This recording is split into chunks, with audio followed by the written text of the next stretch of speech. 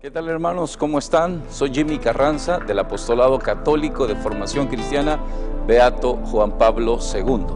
En esta ocasión estamos llegando hasta sus hogares desde la parroquia Corazón de María en la colonia Escalón, una iglesia dirigida por los padres claretianos y que en su construcción tiene una mística bastante mariana. Bueno, nos cuentan de que incluso el diseño que tiene el techo asemeja el cabello de la Virgen María. Es una iglesia muy bonita y donde pues tenemos la presencia del Santísimo de manera permanente para venir a hacer oración y poder visitar al Señor cada vez que lo necesitemos. Desde este lugar vamos a llevar una nueva edición de su programa En qué creemos los católicos, y el tema que tenemos para el día de hoy se denomina ¿Es la Biblia palabra de Dios? Vamos a responder esta pregunta. Quédese con nosotros.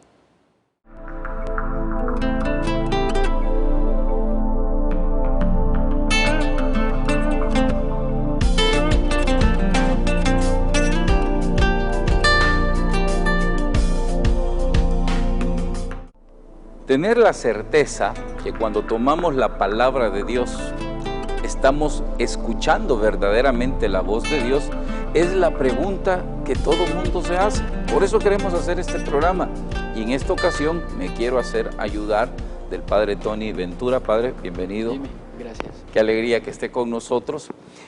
Al hablar del tema de la palabra de Dios, también tenemos que tomar la referencia de las iglesias protestantes, y particularmente uno de los principales exponentes en la iglesia protestante, el reverendo Jimmy Swaggart, en el libro Catolicismo y Cristianismo, dice que la sola escritura ha sido siempre el único medio que Dios ha utilizado siempre para revelarse al hombre. ¿Será verdad esto que afirma este pastor en su libro? De eso vamos a hablar el día de hoy. Lo primero es descubrir qué nos dice la Iglesia acerca de la Sagrada Escritura. Y lo primero que trata de resaltar es lo siguiente: en la condescendencia de su voluntad, Dios, para revelarse a los hombres, les habla en palabras humanas. Hay que entender que el anonadamiento de Dios empieza desde que Él utiliza el medio que los humanos tenemos para comunicarnos, palabras. Y todo lo hace a través de la llamada única palabra de Dios, que es Cristo mismo. Y lo dice un documento del Concilio Vaticano II, la Dei Verbum, nos dice lo siguiente: la palabra de Dios expresada en lenguas humanas se hace semejante al lenguaje humano, como la palabra del Eterno Padre, asumiendo nuestra débil condición humana, se hizo semejante a los hombres. Hay que entender que es Dios el que quiere expresarse a nosotros, y nosotros tenemos que tener toda la atención puesta para poder entender lo que Dios quiere comunicarnos. Desde tiempos antiguos, va a decir el autor de la carta a los Hebreos, Dios quiso revelarse a los hombres, lo hizo por medio de los profetas. Pero en estos últimos tiempos, dice el autor de la carta a los Hebreos, lo hizo a través de su Hijo, de Jesucristo. Tomando estas palabras, San Agustín hizo la siguiente reflexión: recordad que es una misma palabra de Dios la que se extiende en todas las Escrituras, que es un mismo verbo que resuena en la boca de todos los escritores sagrados, el que, siendo al comienzo Dios junto a Dios, no necesita sílabas porque no está sometido al tiempo. Sin embargo, Dios, a través del verbo que es Cristo, que como dice San Agustín, estaba ya junto a Dios desde el principio, quiso hablarnos a todos los hombres.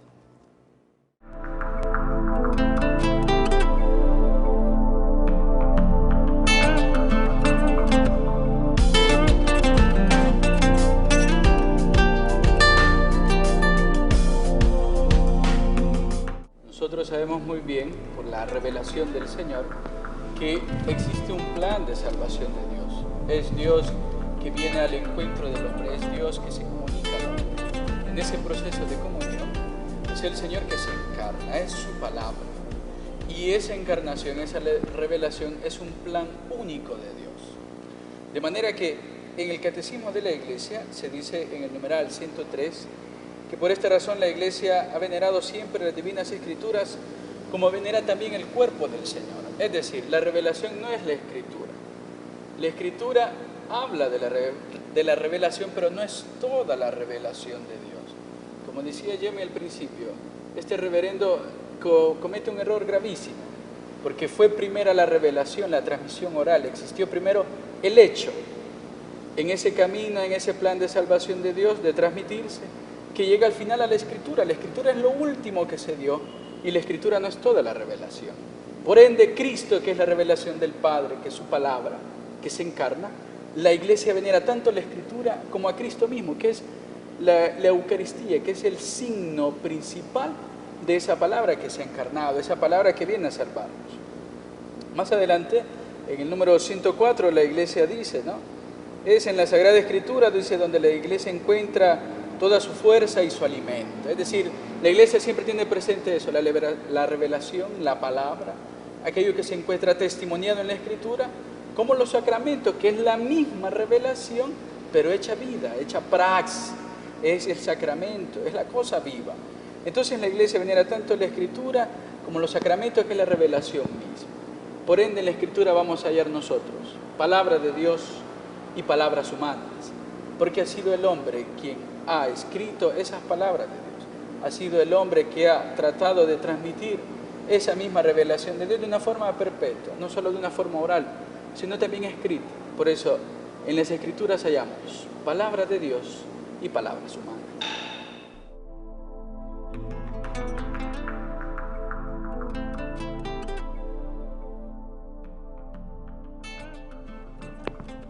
Cuando revisamos la Sagrada Escritura, encontramos que existen dos autores que intervienen directamente en la composición bíblica. El primero de esos autores y el absoluto de los autores es Dios mismo. Cuando la Iglesia nos da su enseñanza a través de la Dei Verbum, nos dice lo siguiente: la Santa Madre Iglesia, fiel a la base de los apóstoles, reconoce que todos los libros del Antiguo y del Nuevo Testamento, con todas sus partes, son sagrados y canónicos, en cuanto que escritos por inspiración del Espíritu Santo tienen a Dios como autor y como tales han sido confiados a la Iglesia.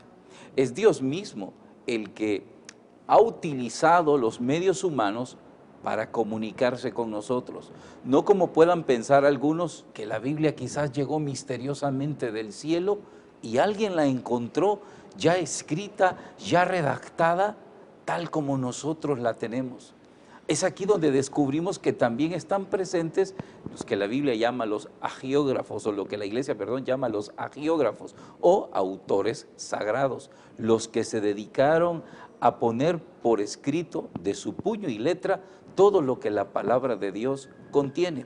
Y nos dice el Catecismo de la Iglesia lo siguiente: Dios ha inspirado a los autores humanos de los libros sagrados. En la composición de los libros sagrados, Dios se valió de hombres elegidos que usaban de todas sus facultades y talentos. ¿Qué significa esto? Que Dios no arrebató a estos hombres sustrayéndolos de su realidad o haciéndolos entrar en una especie de trance. Simplemente Dios tocó sus corazones y estos se valieron, como dice el documento de la Iglesia, de sus talentos, de su inteligencia, de su voluntad para escribir las cosas que aparecen en la Biblia. Pero la confianza que tenemos es que fue Dios quien puso en sus corazones todo aquello que tenía que ser redactado en la misma.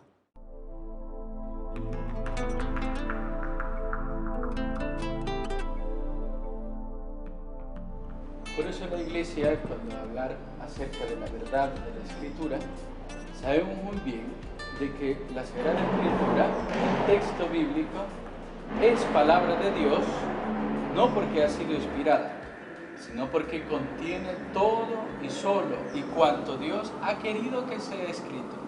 Y por ende, el autor sagrado, el agiógrafo, ha sido inspirado por el Espíritu Santo, recibido recibió ese carisma para poder escribir aquello que era de voluntad, de beneplácito de Dios. ¿Esto qué significa también? Significa también que la Sagrada Escritura, la revelación escrita, no agota la revelación.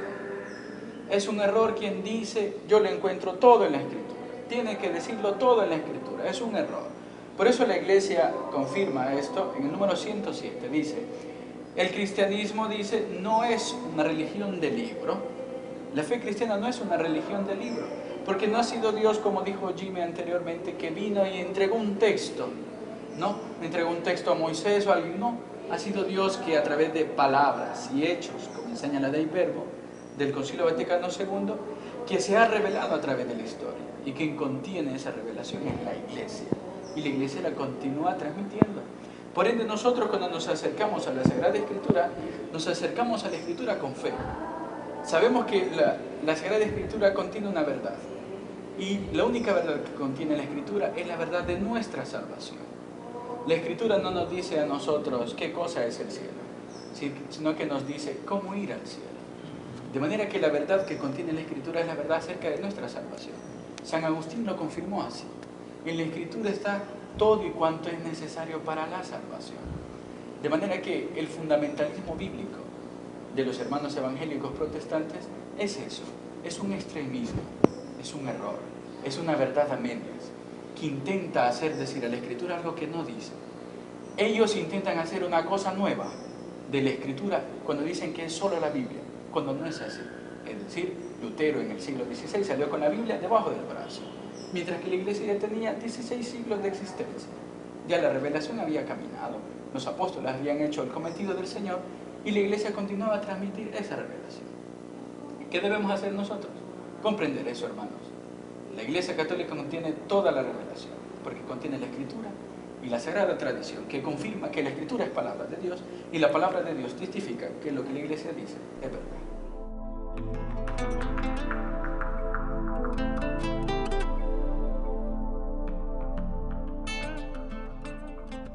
Ahora el dilema que tenemos es cómo interpretar la palabra de Dios.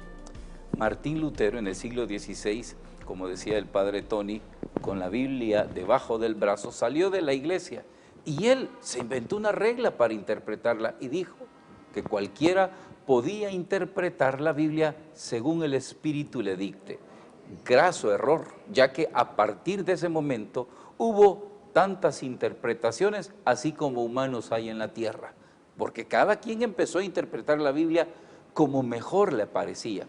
La regla principal de la interpretación de la Biblia, nos dice el catecismo, son las siguientes, en el número 110. Para descubrir la intención de los autores sagrados, es preciso tener en cuenta las condiciones de su tiempo y de su cultura, los géneros literarios usados en aquella época, las maneras de sentir, de hablar y de narrar en aquel tiempo.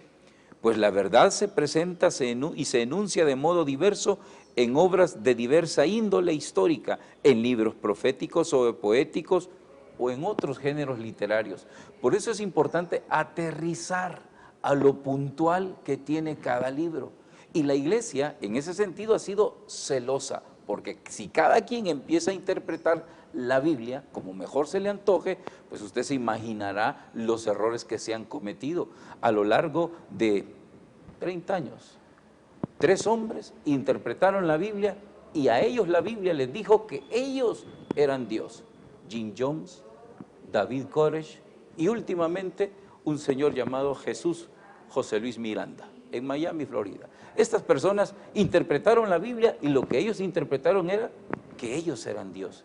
Qué triste, pensar de que la Biblia va a revelar semejantes tonterías. Bueno, por eso la Iglesia, a través del Concilio Vaticano II, nos determina 3 criterios para poder interpretar la Biblia según el espíritu con que se escribió.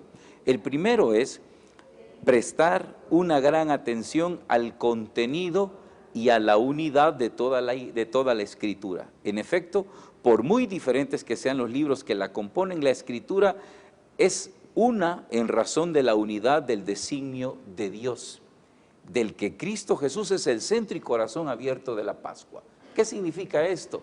Que toda la Escritura nos va a hablar de un solo personaje, Cristo, que es la revelación misma del Padre, como ya Padre Tony nos estaba diciendo. Eso es lo principal. No podemos agarrar los libros de manera separada, indiscriminada, sino que todos ellos deben de confabular en un mismo mensaje, que es el mensaje de Jesucristo.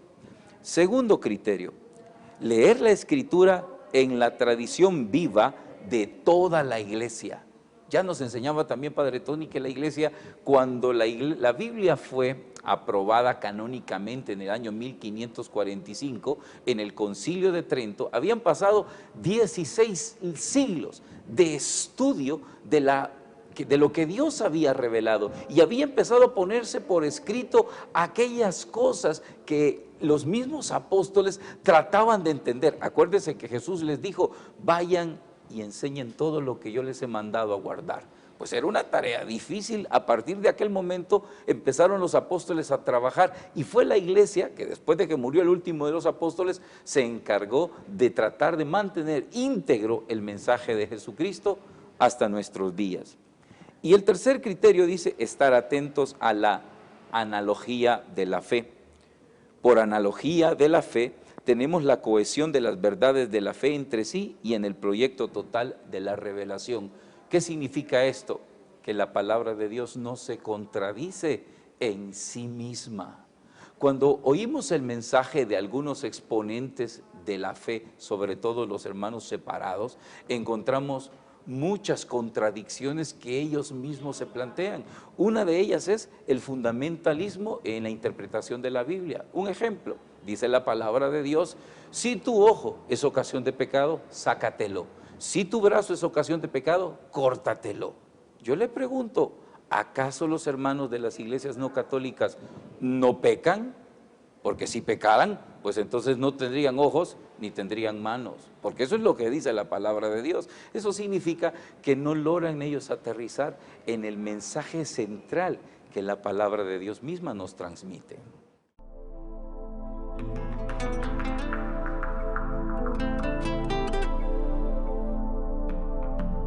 Al acercarse a la Escritura, nosotros debemos tener una actitud de fe. La fe de saber de que ese libro contiene la revelación de Dios, un libro que ha sido escrito dentro de la iglesia, que la iglesia misma te autentifica a ti y te dice, esto es palabra de Dios y no otros libros, que es la iglesia la que tiene la autoridad en la interpretación de la Escritura. Cuando Lutero viene y dice que es el libre juicio para leer la Escritura el que te va a decir qué significa, entonces viene el problema, porque entonces surge el individualismo, lo que cada quien piensa, lo que a mí me parece. Es lo que pasa ahora. Alguien agarra la Biblia y dice, yo tengo la verdad. Óigame usted, ¿cuál verdad me está hablando usted? Si esto ya existía antes que usted naciera, esto ya existía desde hace tiempo. La iglesia ya lo ha estudiado y le ha dicho tanto. El Espíritu no puede contradecir el mismo Espíritu. Si es Dios que inspiró la Escritura y es Dios que inspiró la iglesia, no puede estar en contradicción lo que la iglesia hace y lo que dice la Escritura. Eso no puede ser. Ahora, de forma particular, cuando nos acercamos a la Escritura, nosotros encontramos que es un libro riquísimo, culturalmente, históricamente, tiene una riqueza incomparable. Alguien que no lee la Escritura es un ignorante de primera. Hay que leer la Biblia, aunque sea en un sentido cultural. En la Biblia nosotros encontramos, por ejemplo, un sentido literal. Usted puede encontrar en la Biblia poesía, usted puede encontrar en la Biblia narrativa, usted puede encontrar en la Biblia textos épicos, o sea, es una maravilla la Escritura. Y cuando uno lee la Escritura, uno encuentra un sentido literal. Ahí nos ayuda a nosotros mucho el estudio de las lenguas clásicas, saber el origen de las cosas, la etimología. Eso sirve muchísimo al momento de leer la Escritura. Siendo un libro tan rico, de tanta riqueza humana, es un libro que merece la pena acercarse hacia él en un carácter científico. Como decía Jimmy, ¿no? Lo que dice la Escritura, el sentido literal, sácate un ojo. ¿Dios quiere eso? ¿Dios quiere que un hombre se haga mal? ¿Qué quiere decir en verdad ese sentido literal? ¿Será un refrán? ¿Será algo que se decía en el tiempo de Jesús? La exégesis bíblica es la que nos ayuda a nosotros a entender todo eso. Luego viene un sentido espiritual. El sentido espiritual, a ver, aquí uno puede decir, el sentido espiritual, verá, si Dios me habla, que qué bonito ver mi vida de frente a la Escritura. Es cierto. Pero lo que nos quiere mostrar el sentido espiritual es de que nuestra vida se debe ver reflejada en la Escritura. Es Dios que me está hablando ahora a mí. No es que yo vengo y tomo la Escritura como agarrar un periódico o un libro de historia, que me está hablando algo apersonal, algo ajeno a mí.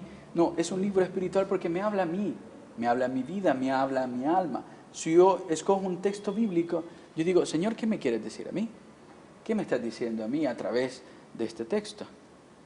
También está el sentido alegórico. El sentido alegórico ya es como la combinación. El sentido literario, el sentido etimológico y la exégesis bíblica. El primer punto que mencionaba el catecismo que acaba de decir el hermano Jimmy. Cuando nos metemos en ese mundo, empezamos a ver.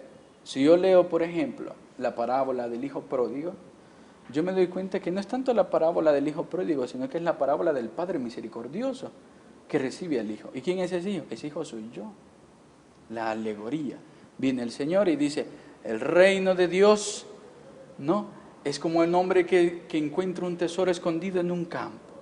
¿Qué quiere decir el Señor con eso? ¿Qué significa? ¿Por qué el Señor utiliza una imagen que me habla en un momento determinado de algo, pero que a la vez me está haciendo referencia a otra cosa? El sentido alegórico. Cuando nosotros nos acercamos a la Escritura, el Señor Jesús era un maestro de la enseñanza. Era un gran pedagogo Jesús, era un didacta genial. Nadie había hablado así como habló Jesús, en alegoría. Usaba una imagen que me hablaba a mí en un momento determinado. Cuando Jesús habla por decir un ejemplo, ¿no? El sembrador salió a sembrar. Yo creo que la mayoría de salvadoreños no sabemos cómo se siembra el trigo, cómo se sembraba antes el trigo, cuál es el trato de la uva, del viñedo, no lo sabemos. Pero en cambio el judío del tiempo de Jesús sí lo sabe. Y decía, está haciendo referencia a esto. ¿Y por qué? Todo eso hay que descubrir en la Escritura, el sentido alegórico. Una cosa que tiene un sentido en sí misma, pero que a la vez me hace referencia a otra. Y por último tenemos el sentido anagógico, ¿no? Que dice el catecismo que podemos ver realidades y acontecimientos en su significación eterna, que nos conduce hacia nuestra patria. Es decir, lo que habíamos dicho, la Escritura contiene solo una verdad, la verdad de la salvación. Eso es todo lo que nosotros podemos encontrar en la Escritura. Lo que a mí Dios me dice hoy, cuando yo abro la Escritura, cuando vengo a la iglesia a escucharla y a vivir la Escritura, es esa. Que Dios es amor, que Dios quiere una salvación para todos. Dios quiere que todos los hombres se salven y lleguen al conocimiento de la verdad.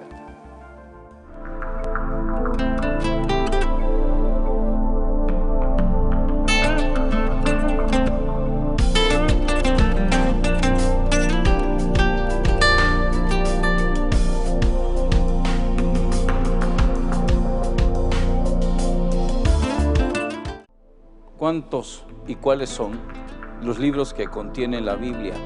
Pues todavía hay debate, sobre todo en el mundo protestante. La Iglesia Católica, desde el Concilio de Trento a la fecha, tiene claramente definidos cuántos son los libros que corresponden a la Biblia.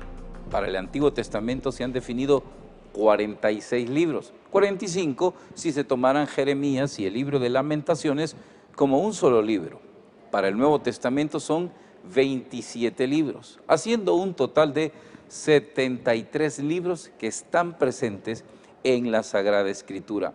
En el mundo protestante le restan 7 libros que son los llamados deuterocanónicos, que fueron los libros que se incorporaron después del llamado canon de Yamnia en el año 100 después de Cristo, que fue en ese concilio donde se determinaron cuáles eran los libros que iban a estar presentes en el Antiguo Testamento. Pero esto lo definieron los judíos, nosotros no tuvimos nada que ver. La Iglesia no podía rechazar los libros que pertenecen a los llamados deuterocanónicos, puesto que son libros que pertenecen a la versión del Antiguo Testamento en griego, no la podemos rechazar, así que se incorporan. El mundo protestante los rechazan porque para ellos solo debe de tomarse en cuenta el canon palestino, es decir, la versión palestina del Antiguo Testamento. Nosotros tomamos ambas versiones. Por eso usted notará que en los salmos aparecen dos numeraciones, porque cuando se cotejan ambas versiones hay ciertas variantes, sobre todo en la parte de la numeración de los salmos, de la salmodia. Usted va a ver que hay un número fuera del paréntesis y hay otro número dentro del paréntesis. Los números fuera del paréntesis pertenecen a la versión palestinense. Los números dentro del paréntesis pertenecen a la versión alejandrina o griega. ¿Cómo se determinan o por qué es importante más bien para los cristianos la lectura y la presencia del Antiguo Testamento? Bueno, la Iglesia no puede prescindir del Antiguo Testamento, ya que, como nos ha enseñado, son la que prepara la venida de Cristo. Dice así: en efecto, el fin principal de la economía de la antigua alianza era preparar la venida de Cristo Redentor universal. Aunque contienen elementos imperfectos y pasajeros, los libros del Antiguo Testamento dan testimonio de toda una divina pedagogía del amor salvífico de Dios. ¿Qué significa esto? Bueno, que evidentemente si nos vamos hasta el plano literal, podemos encontrar muchas perfecciones de orden histórico, de orden literal, de orden secuencial, hasta de orden cronológico que aparecen en el Antiguo Testamento. Pero superando estas imperfecciones, la Iglesia encuentra el elemento central que contiene el mensaje antiguo testamentario, y es preparar la venida de nuestro Señor Jesucristo. Por eso han sido considerados esos 46 libros. Entre ellos vamos a tener historia, la parte que corresponde a la legislación judía o llamado Torá o Pentateuco. Vamos a encontrar también mucha escritura de orden sapiencial, poesía, lírica, hasta vamos a encontrar cuentos. Esto va a contener un mensaje central, la venida de Cristo. Hay una corriente heregética, el marcionismo, que suponía que el Nuevo Testamento había caducado al Antiguo Testamento, lo había superado, y no es así. Jesús en ningún momento vino a anular la ley y los profetas. Él mismo lo dice: no he venido a anular la ley ni los profetas, sino a darle cumplimiento. De manera de que lo que anunciaron los profetas en el Antiguo Testamento y lo que se designa legislativamente a través de la ley, todavía tiene vigencia en tiempos de Cristo y para nosotros. Habrán ciertos elementos muy puntuales que en la legislación cristiana quedan superados. Por ejemplo, las prácticas culturales sobre la comida. Los primeros cristianos particularmente tuvieron que intervenir en el Concilio de Jerusalén para definir si se aceptaban tales normas o no se aceptaban. Y dejaron un libre criterio para los judio-cristianos que querían observarlas, pues estaba bien.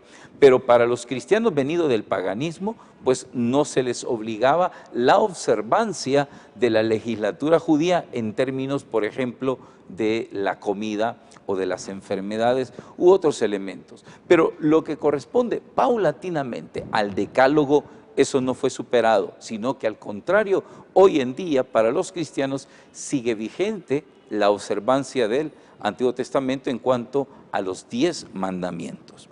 Si nosotros observamos ahora el Nuevo Testamento, sus 27 libros, dentro de los cuales hay 4 evangelios, un libro de historia, 21 cartas y un libro que se llama profético, que es el libro del Apocalipsis, vamos a descubrir que es la Iglesia la que tenía la autoridad de discernir qué escritos constituyen la lista de lo que llamaba los libros santos. Esta lista integral es llamada canon de las Escrituras, y en el Antiguo Testamento decíamos son 46 libros y para el Nuevo Testamento 27. Pero lo principal y central del mensaje neotestamentario es el Evangelio. Hay que decir, el Evangelio es un género literario del griego evangelium, que significa anuncio de la buena nueva o buena nueva en sí. Es un género literario que diferencia de los libros históricos, porque no pretende contarnos la historia de la vida de Jesús, pretende contarnos la buena nueva del mensaje de Jesús. Y Los evangelios, como dice el Catecismo de la Iglesia, son el corazón de las Escrituras, por ser el testimonio principal de la vida y la doctrina de la palabra hecha carne, nuestro Salvador Jesucristo. En la formación de los evangelios se pueden distinguir, dice el Catecismo, 3 etapas. La primera, la vida y enseñanza de Jesús. Se toman elementos importantes de la vida de Jesús, no toda su vida. Por eso, para nosotros no es interesante pensar en lo que no dice la Biblia sobre la vida oculta de Jesús. A algunos les gusta caer en el morbo de la especulación, que Jesús se fue con los marcianos, que Jesús se fue a la India, que Jesús estuvo con el Maharishi. Pues eso no nos interesa. Lo que nos interesa es lo que la Biblia nos cuenta sobre de Jesús, porque eso es lo esencial. El mensaje de la vida de Jesucristo está contenido en su vida. Segundo, la tradición oral. Los apóstoles ciertamente después de la ascensión del Señor predicaron a sus oyentes lo que Jesús había dicho y había hecho. Por tanto, ¿lo cree usted que los apóstoles andaban en un dispositivo MP3 con el que iban grabando cronológicamente cada palabra que Jesús decía? Mucho menos llevaron registros escritos de lo que Jesús iba enseñando, sino que se dedicaron a transmitir oralmente cada una de las enseñanzas. Y tercero, los evangelios escritos. Algunos de los apóstoles, para ser puntuales, Mateo, Marcos, Lucas y Juan, que se incluyen en la Biblia, pero hay registros de que como Santiago, María Magdalena, Pedro, también escribieron sus versiones sobre el evangelio, pero la iglesia en su discernimiento no los tomó en cuenta tales evangelios, solo tomando en cuenta 4 de ellos: el evangelio de Lucas, de Mateo, de Marcos, de Lucas y de Juan. En ello vamos a encontrar el mensaje de nuestro Señor Jesucristo ya de manera escrita. De manera que vamos a entender que toda la Escritura es una unidad. Y en el Nuevo Testamento vamos a encontrar que esa unidad está presente. No puedo separar lo que dijo Pablo de lo que dijo Jesús. Algunas personas hacen énfasis a lo que dijo Pablo. Por ejemplo, Pablo dijo de que si confiesas con tu boca y crees en tu corazón que Jesús resucitó de los muertos, serás salvo. Con esto algunos sostienen de que solo la fe basta para salvarse. Pero hay que entender que Jesús dijo: tuve hambre y no me diste de comer, tuve sed y no me diste de beber, tuve desnudo y no me vestisteis. Y Jesús dice que a quienes no hicieron tales cosas se irán al infierno, pero quienes obraron el bien conforme a estas obras que Jesús llamaba de misericordia, pues se salvarían. Entonces encontramos aquí una disyuntiva: ¿te salvas por obras o te salvas por fe? Los protestantes dicen que se salvan solamente por la fe. Los católicos decimos que nos salvamos por la fe y por las obras, porque son los 2 elementos que en el Nuevo Testamento encontramos para podernos salvar. Y finalmente, mis hermanos, hay que entender que la Sagrada Escritura está presente en la iglesia. 2012 años de iglesia. Aunque digan lo que digan, los hermanos que se han declarado enemigos de la fe católica, nosotros hemos mantenido incorrupto, sin ninguna variante, la esencia del mensaje de Jesucristo, y ha tenido que ser explicado a lo largo de los siglos ante las llamadas amenazas contra la fe que año con año van apareciendo. En la Iglesia Católica nunca usted oirá una respuesta ante un problema o un hecho, como por ejemplo el aborto, donde en el mundo protestante dicen: pues la Biblia no dice nada al respecto, cada quien que lo interprete como según le parezca. En la iglesia usted nunca encontrará respuestas de esa naturaleza, porque siempre habrá una respuesta objetiva a temas de índole humano, de índole natural, de índole social, a partir de la adecuada interpretación de la palabra de Dios.